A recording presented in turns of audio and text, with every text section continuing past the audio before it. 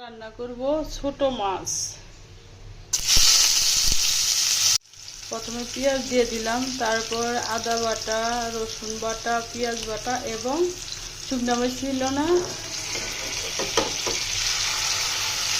দিলাম হলুদের গুঁড়া,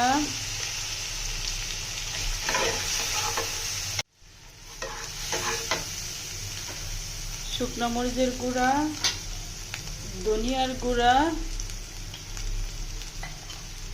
মশলা কষানোর জন্য পানি। এবার লবণ দিয়ে ঢেকে দিব।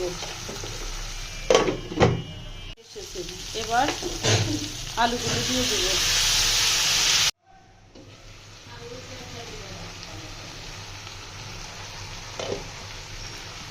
এবার আলু কষানো শেষ, মাছগুলো দিয়ে দিব।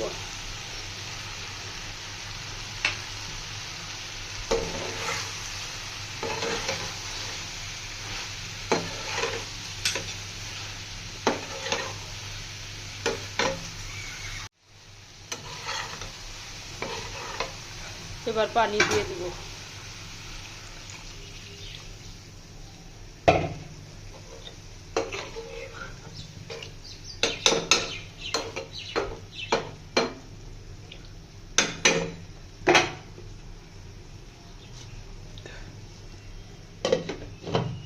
এবার ঢেকে দিয়ে, এবার আমার রান্না শেষ। যদি ভালো লাগে তবে লাইক কমেন্ট করে সাথে থাকবেন। আল্লাহ হাফেজ।